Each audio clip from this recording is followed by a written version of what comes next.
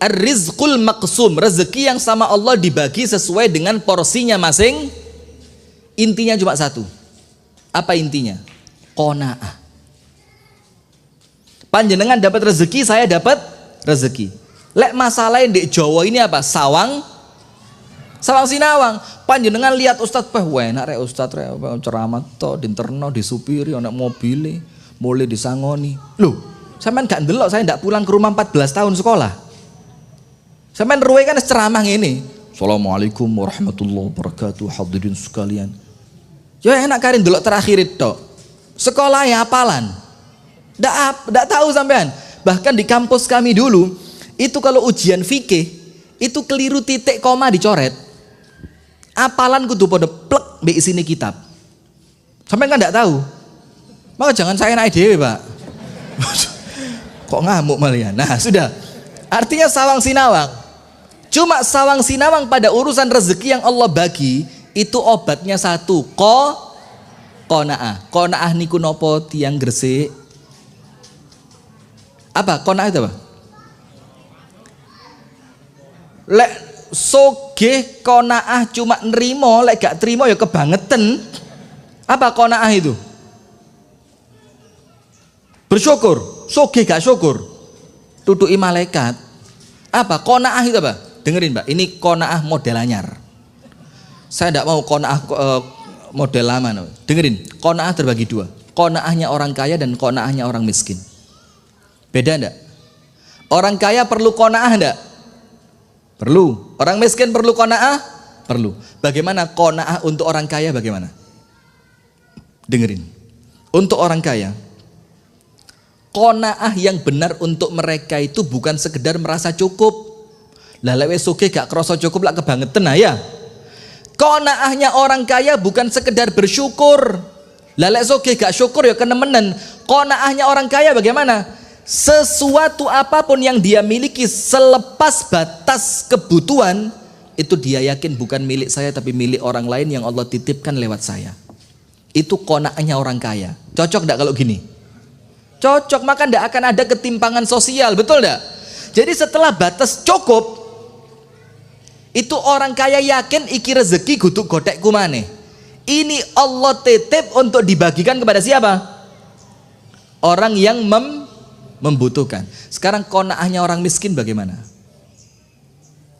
Kalau orang kaya setelah batas cukup, maka meyakini itu bukan milik dia tapi milik siapa? Orang lain yang Allah titipkan lewat dia. Kalau qanaahnya orang miskin, merasa cukup, nerimo. Begini, kalau qanaahnya orang miskin, yakin apa yang Allah beri sekecil apapun pasti cukup, tidak mungkin kurang. Tapi hati-hati, lek melarat ojo gaya tok mangan spaghetti, steak, McD, KFC, itu golek perkara namanya. Lek wis memang ekonominya lemah, ya sing sabar, tempe ae rapopo. Tempe kangkung, sehat insyaallah, sehat. Ndak akan kolesterol, paling lemah jantung aja. Iya. Nah, maka qanaahnya orang miskin itu yakin berapapun yang Allah beri pasti cukup. Tapi ingat, ngatur cukup ini ya perlu ilmu, nggih napa mboten? Jangan sampai kalau sama Allah dibaginya sedikit, gaya hidupnya terlalu tinggi. Paham ya? Nah, sekarang begini. Anda buka surat Asy-Syura. Surat apa? Asy-Syura ayat 27. Asy-Syura ayat 27. Allah Ta'ala berfirman, "Walau basatallahu rizqa li'ibadihi labaghaw fil ardi, walakin yunazzilu biqadarin ma yasha." Kalau kata Allah, kalau wong sak donya digawe sugih kabeh, Allah bisa ndak? Bisa ndak? Sak donya kabeh sugih kaya Nabi Sulaiman, bisa ndak? Tapi gak ono urusan hidup ndak bisa berlanjut. Kenapa? Gak gelem sing gelem, ndak ada yang mau tandur, ndak ada yang mau kerja, ndak ada yang mau jadi penjahit, ndak ada yang mau jadi petani, ndak ada yang mau jadi nelayan, semuanya maunya beli. Ya apa? Urusan hidup jalan ndak? Ndak melaku. Justru hikmahnya Allah, walakin yunazzilu biqadari ma yasha. Tapi Allah itu menurunkan, membagi sesuai dengan kadarnya masing. Cek sing sugih iso ngambil manfaat dari yang miskin sebagai pegawai, yang miskin bisa ngambil manfaat dari yang kaya dapat bayaran. Akhirnya ada petani, ada nelayan, ada peternak, ada penjahit.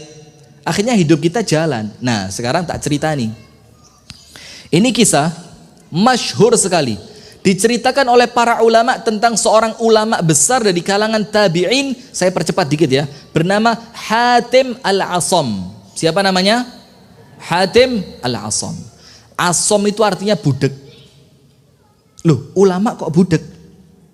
Panjenengan tahu kisahnya kenapa dia dipanggil si tuli? Ada perempuan datang ke rumahnya Hatim. Mau tanya, minta fatwa. Tentang masalah apa gitu. Nggak sengaja bu, perempuan ini keceplosan, kepentut, buanter, banter gitu. Malu nggak perempuan itu? Malu depan ulama lah kok ngentut. Subhanallah, Hatim bilang apa? Ya mar'ah irfa'i sautaki fa inni rajul asam. Perempuan, kalau minta fatwa sama saya, lek ngomong sing banter kopengku budek. Padahal ndak budek. Terus perempuan tadi jerone hati apa? Selamat. Tiba nih wonge, iya budek tapi irunge waras. Ini kan tuli. Akhirnya perempuan tadi bilang, selamat tuli. Padahal dia tidak tuli. Jaga kehormatannya siapa? Perempuan. Loh ini loh Pak Islam itu Pak.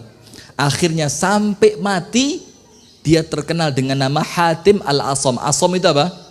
Tuli. Nah, Hatim Al-Asam ini anaknya wakeh. Kerjone biasa. Dan dia seorang ulama. Tapi kepingin budal haji. Kepingin apa? Terus duit sapa?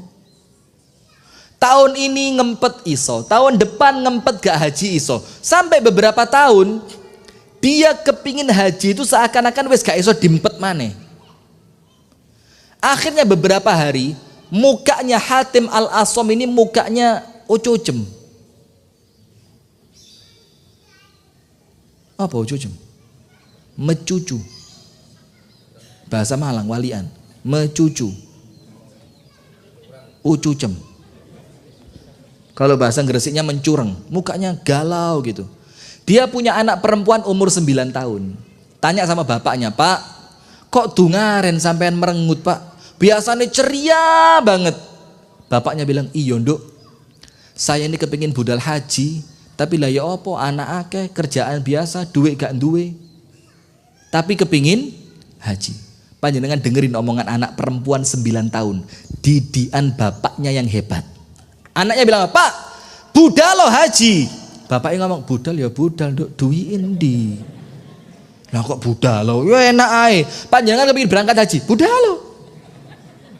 Lo hartone pundi? Lo yo golek dhewe. Sudah, bapaknya tanya, uangnya mana? Anak kecil itu bilang apa? Pak, bukankah Bapak yakin kalau orang itu niat datang kepada Allah, Allah tidak akan mengecewakan dia? Yakin, kata bapaknya. Ya wes budal lo. Oh iya yo. Terus bapaknya bilang, sik kurang siji apa? Ibumu. Gue lek gak ngomong nang ibumu ngamuk. Kono sing ngomong yo beres kata anaknya. Saya ngomong ke ibu. Datang sama ibunya, Bu, bapak kita mau berangkat haji. Ibunya, duit gak gablek, kerja gak sepiro, anaknya akeh teh budal haji. Nanti mau makan apa kita, kata ibunya. Anaknya bilang, Bu, bapak kita itu bukan pemberi rezeki tapi penghabis rezeki. Lu ya apa cerita nih? Yang ngasih rezeki siapa Bu? Allah, betul kan? Betul. Sing mangan sopo? Bapakmu. Lah ya wis.